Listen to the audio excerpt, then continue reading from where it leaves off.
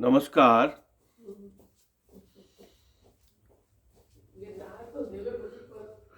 BA भाग प्रथम राजस्थानी साहित्य के आधुनिक राजस्थानी काव्य प्रथम प्रश्न पत्र के अंतर्गत हम अध्ययन कर रहे हैं राजस्थान के कवि पाठ्य पुस्तक का, जिसके प्रथम कवि का हमने अध्ययन कर लिया था कन्हैयालाल सेठिया के रूप में।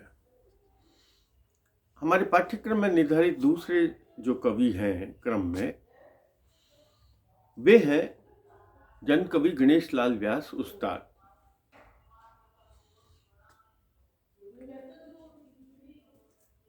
अब हम सामान्य सभी कवियों के लिए संबोधित करते हैं कवि, और कोई ये प्रश्न उठा सकता है कि यहां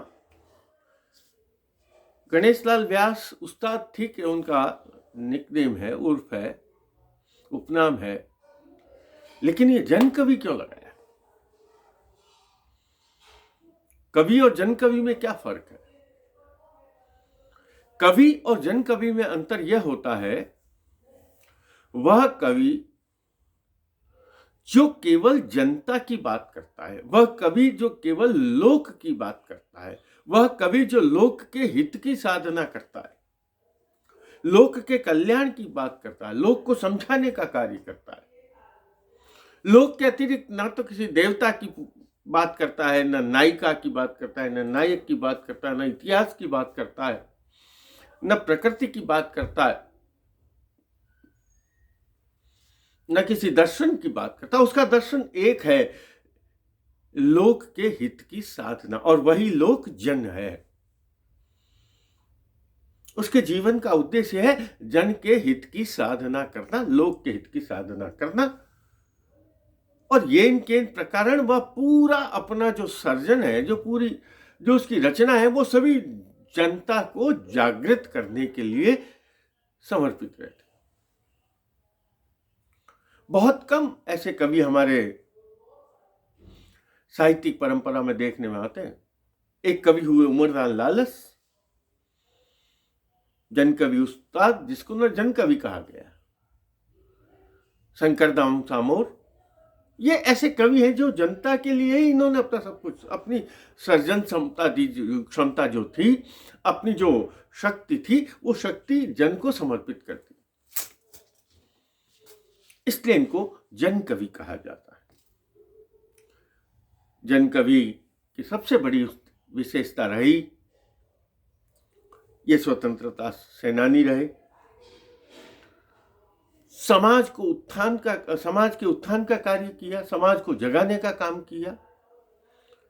एक और आप राजनीति से जुड़कर अंग्रेजों से लड़ रहे हैं, विदेशी सत्ता से लड़ रहे हैं। यहाँ के जो देसी राजा जो अंग्रेजों के अधीन होकर अपनी जनता को त्रस्त कर रहे थे, उन पर अत्याचार कर रहे थे, उनके खिलाफ लड़ रहे हैं। सामाजिक विषमताओं से लड़ रहे हैं, रीति रिवाजों, जाति पात, ऊंच नीच, जाति पात, इनसे लड़ रहे हैं। एक और आप आर्थिक शोषण के विरुद्ध लड़ रहे हैं, किसानों को जगाने का कार्य कर रहे हैं, मजदूरों को जगाने का काम कर रहे हैं, और शोषण के विरुद्ध जागृत होने को उनके लिए कार्य कर रहे हैं। और एक तरफ आप साहित्य सृजन भी कर रहे हैं। अपनी साहित्य की धारा पूरी उसी ओर, जो जनता, जन सामान्य जिस तरह से जागृत हो सके, उसको जगाने का काम किया। उसने नारी की चेतना को जगाने का कार्य, वह नारी जो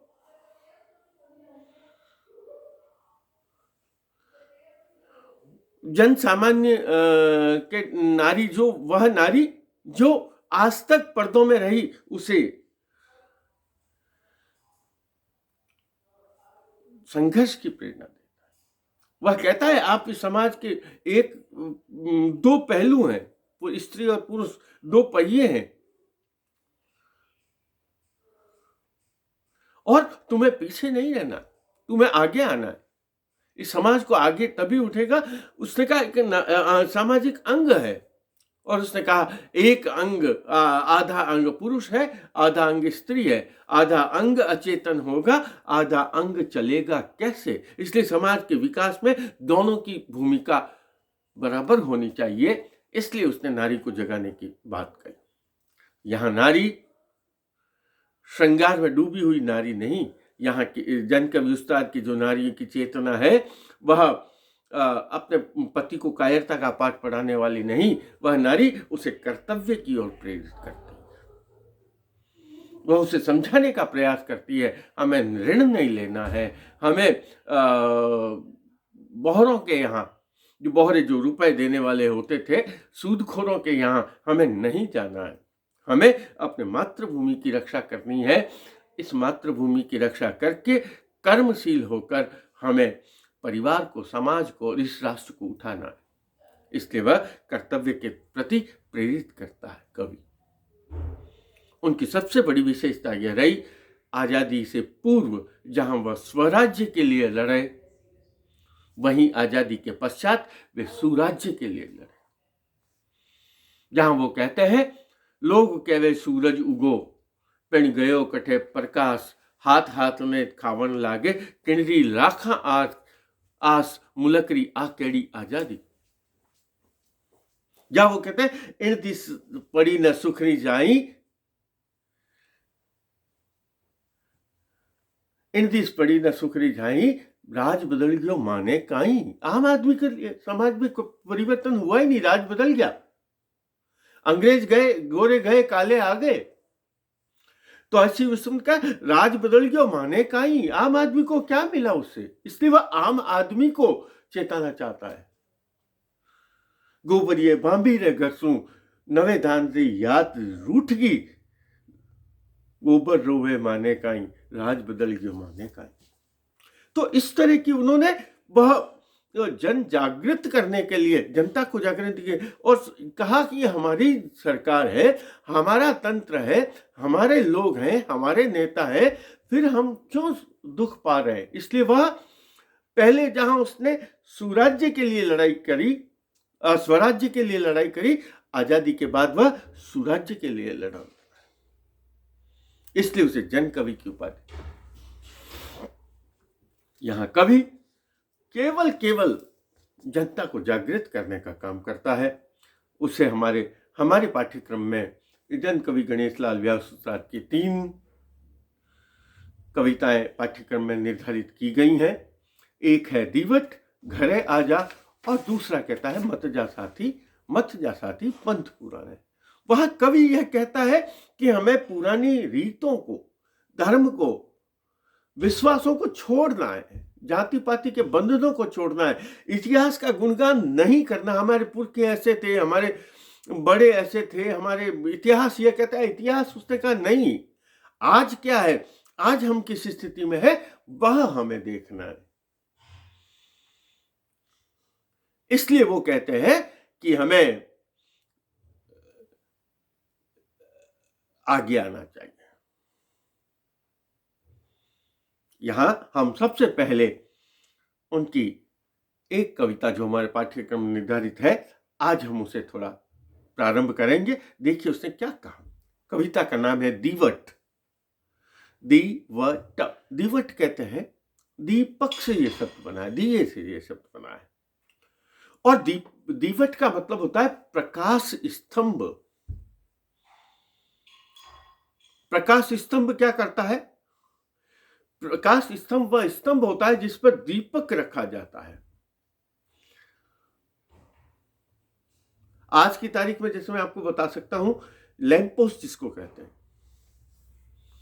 वह सड़क के बीच में वह लगाया हुआ थंबा जिस पर एक बल्ब लगाया जाता है, लाइट जलाई जाती है, और वह जैसे मार्ग को प्रशस्त करता है, प्रकाशित करता है, वैसे ही दीवट है जो आने जाने वालों को सुगम मार्ग प्रशस्त करता है। जिनके आने जाने वालों के लिए वह दीवट कहलाता है।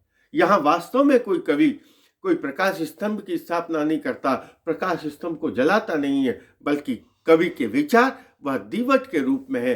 कवि हमारे सामने एक प्रकाश स्तंभ बनकर आता है और प्रकाश देता है। किसका प्रकाश देता है? ज्ञान का प्रकाश देता है, चेतना का प्रकाश देता है, विकास करने के मार्ग के संदेश का मार्ग देता है, प्रकाश देता है। इसलिए वह दीवट है। और वह संदेश देता है निरंतर आगे बढ़ो, आगे बढ़ो, आगे बढ़ो।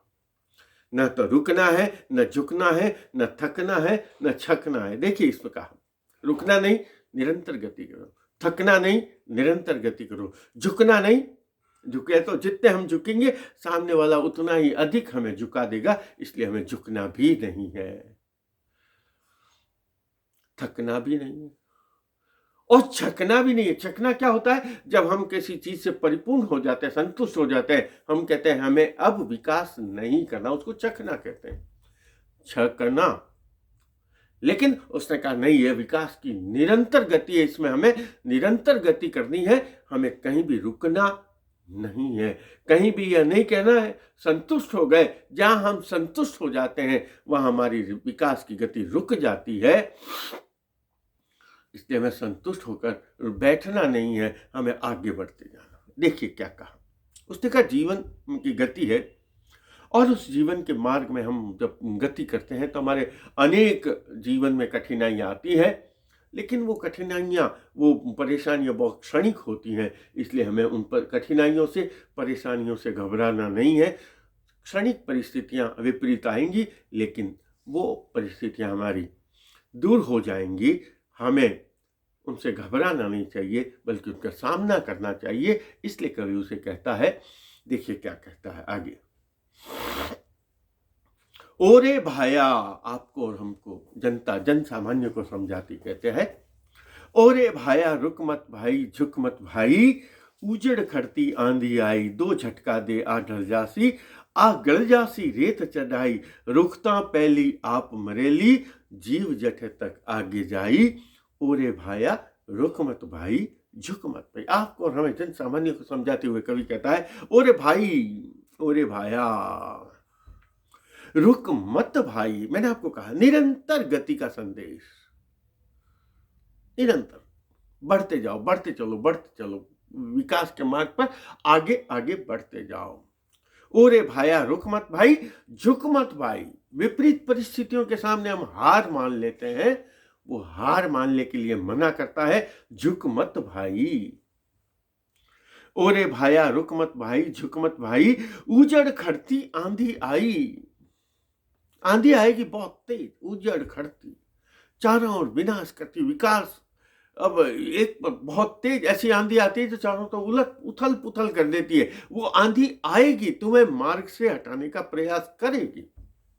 उजड़ खड़ती आंधी आई, लेकिन उसने कहा उस आंधी से घबराना नहीं है, उसके सामने झुकना नहीं है, क्योंकि उसने क्या कहा, दो झटका दे आ ढल जासी। दो बार आपको झटका देगी, आपके मार्ग में बाधा बनेगी, आपके मार्ग को आगे पीछे करेगी, आपके साहस को आपको रोकेगी। लेकिन उसने कहा दो झटका दे आ ढल जा, फिर वह आंधी भी चली जाएगी। आप पे कोई अत्याचार करता है ना, आपका कोई शोषण करता है ना, आप उसका निरंतर सामना करेंगे, आखिर वो कभी न कभी हार जाएगा। तो उसने कहा दो झटका दे आ ढल जासी, आ गल जासी रेत चढ़ाई। और जो आंधी में जो रेत चढ़ती है ना, आंधी आती है जब हम देखते हैं धूल का गुब्बार छा जाता है, धीरे धीरे वह धूल का गुब्बार नीचे बैठ जाता है और मार्ग प्रशस्त हो जाता है। तो उसने कहा आगल जासी रेत चढ़ाई, और उससे जो विकास करने वाला है, जो आगे बढ़ने वाला है, उसको क्या कवि संदेश देता है, जो दो रुकता पहले आप मरेली। उसने कहा आप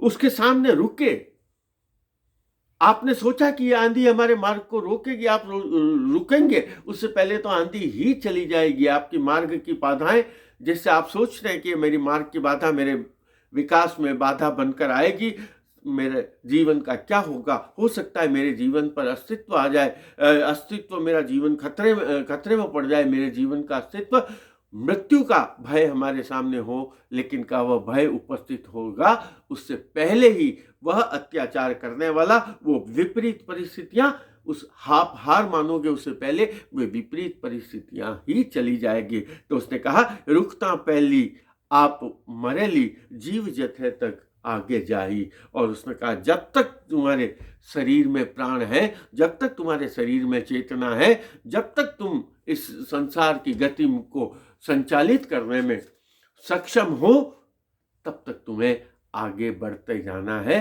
कभी भी रुकना नहीं है। इसलिए उसने कह दिया, ओरे भाया रुक मत भाई, झुक मत। कभी भी समझौता करके, भय खाकर, डर कर हमें रुकना नहीं है।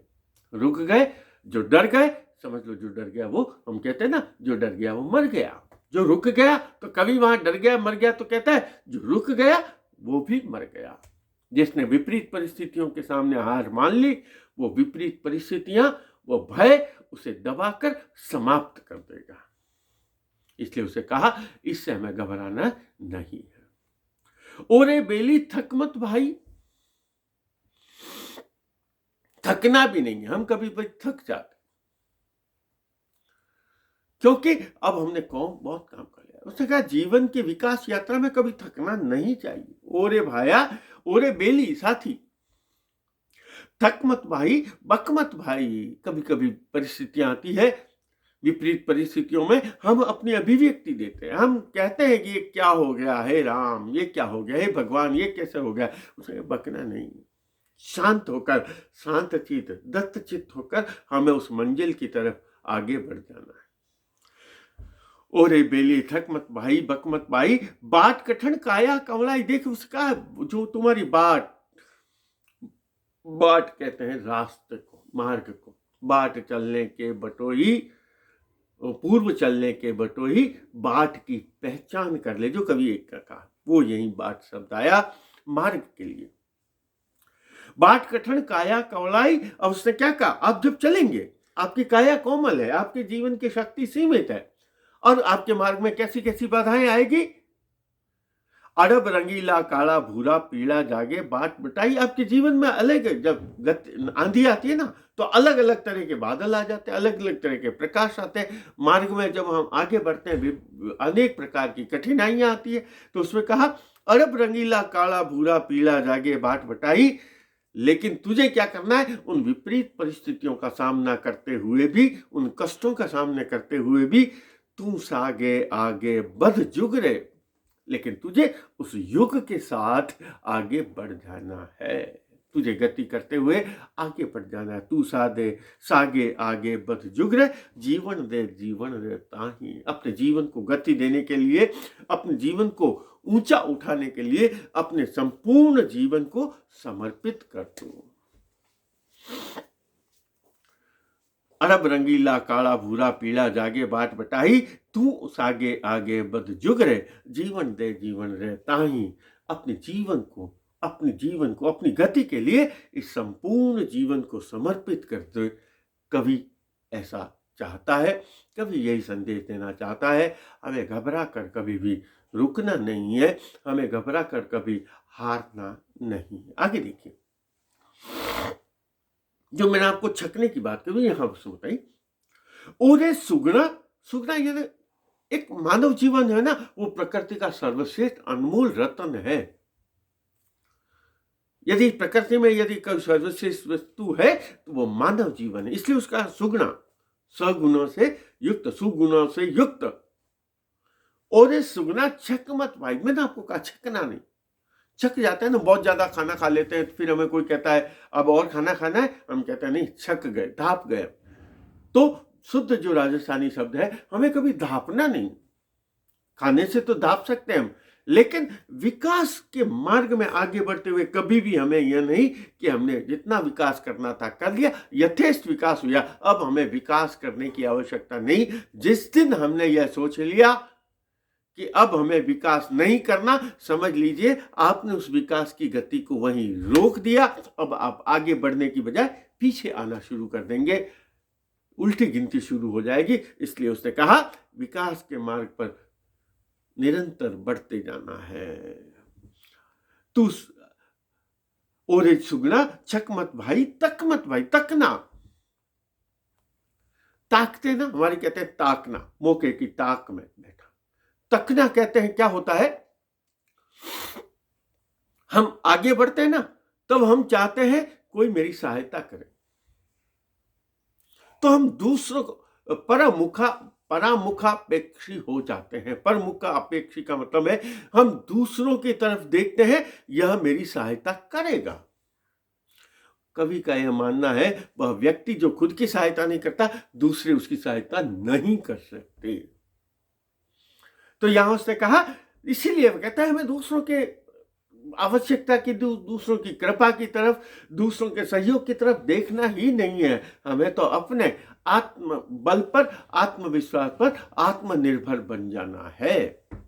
तो उसने क्या कहा, ओरे छुगना छक मत भाई, तक मत भाई, नवी कटे है वर्ग लगाई। उसने कहा पहले तो हम विदेशी सत्ता से लड़ रहे थे, उसके बाद हम देसी रजवाड़ों से लड़ रहे थे। अब क्या हो गया, अब एक समाज में दो वर्ग है, पूंजीपति वर्ग, निम्न वर्ग, उच्च वर्ग, निम्न वर्ग। ये एक नई वर्ग की लड़ाई आई है। दोनों, वो जो ऊंचा वर्ग है वो नीचे वालों को दबाना चाहता है, और वो चाहे कैसे भी, चाहे जाति की दृष्टि से, धर्म की दृष्टि से, पैसे की दृष्टि से, व्यवस्था की दृष्टि से, चाहे कैसे भी, सभी क्षेत्र, समाज का क्षेत्र ले लीजिए, राजनीति का ले लीजिए, अर्थ का ले लीजिए, धर्म का ले लीजिए, किसी भी दृष्टि से जो व्यक्ति अपने से नीचा है, जो अपने से कमजोर है, जो शक्तिशाली है, वो अपने कमजोर को दबाना चाहेगा। तो उससे कहा, यह जो लड़ाई है ना, वो दिए और तूफान की है। इसलिए वो दियो को कहता है तुझे संघर्ष करना है, तुझे जीवित रहना है। नवी कटे है वर्ग लड़ाई, धर्म अजला जीवन जोड़े बद, दीवट ले ले पंथ बताई। और उसने कहा वही दीपक जो है, मैं तुझे रास्ता बता रहा हूं, वह नई दिशा है। यह जो नया दिशा बोध है, उस नए दिशा बोध को लेकर तुम्हें आगे बढ़ना है। इसलिए उसने कहा तुम्हें डरना नहीं है। दीवट ले ले पंथ बताए। कवि कहता है मैं तुम्हारे मार्ग को प्रशस्त कर रहा हूं, इसलिए तुम रुको, और तुम रुको मत और आगे बढ़ो। और उर्जन डर मत भाई। मैंने जो डरने वाली बात बताई, डरना कौन सा, ये नहीं कि शेर आ गया कि आगे, डरना नहीं। हम विपरीत परिस्थितियों के सामने डरकर हार जाते हैं, रोने बैठ जाते हैं। उसने क्या कहा, ओरे उर्जन डर मत भाई, मर मत भाई। वो डरना और मरना, जो डर गया वो मर गया। तो जिसने कहा तुम डर जाओगे, उस दिन तुम मर जाओगे। तो उसने कहा ओरे उर्जन डर मत भाई, मर मत भाई। जब डर गया तो मर जाएगा, इसलिए तुझे मरने की आवश्यकता नहीं। ओरे उर्जन, उर्जन कहते हैं ऊर्जा का जो ध्वनि है, ऊर्जस्वी है। उर्जन जो ऊर्जा से परिपूर्ण, शक्ति से परिपूर्ण है। मैंने आपको कहा इस प्रकृति का सर्वश्रेष्ठ यदि कोई उपादान है तो वो मानव जीवन है। इसलिए उसे कहा ओरे उर्जन डर मत भाई, मर मत भाई, दिन दिन दिसे मजल सवाई। हमें 100 किलोमीटर की यात्रा करनी है। तो अब क्या होता है, हम 1 किलोमीटर चलते हैं, तब हमारी दूरी कितनी रह जाती है, 99 किलोमीटर। 50 चलते तो 50 ही रह गया। अगर हम ऐसे ही बैठ जाएंगे 100 किलोमीटर कैसे जाएंगे, तब वो 100 ही रहेगा, हमारे आगे नहीं जाएगा। तो उसने कहा ओरे उर्जन डर मत भाई, मर मत भाई, दिन दिन दिसे मजल चले। जैसे जैसे हम विकास करते जाएंगे, विकास का मार्ग और अधिक रूप में प्रशस्त होता जाएगा। आथारी काया पड़ जासी। एक दिन तो हम सब कहते हैं हमें जीवन समाप्त हो जाएगा, एक दिन हमारा जीवन मर जाएगा, तो हम तो वैसे ही मर जाएंगे डर डर कर। इसलिए हमें डर कर नहीं मरना है, रुक कर नहीं मरना है, बल्कि विकास करते हुए, कर्तव्य के मार्ग पर आगे बढ़ते हुए यदि हमारा जीवन समाप्त हो जाता है तो हमें उसे घबराना नहीं। आथारी काया पड़ जासी, पिंड दे जीवन चाल घटाई। लेकिन उसने कहा यह जीवन को हमें इस जीवन के लिए, जीवन के विकास के लिए समर्पित कर देना है। नित्य आगे बढ़ती जिनगानी, आदिवट आगे ले जाई। वो कवि कहता है यदि तुम मेरे इस गति के संदेश को लेकर चलोगे तो तुम्हें अपनी जिंदगी हमेशा आगे आगे बढ़ती हुई लगेगी। एक बार पुनः उसी के संदेश को कहता हूँ। कवि यह कहता है हमें विकास के मार्ग पर, प्रगति के मार्ग पर कभी भी रुकना नहीं है, थकना नहीं है, झुकना नहीं है। आज इतना ही, कल फिर दूसरी कविता देखेंगे। धन्यवाद।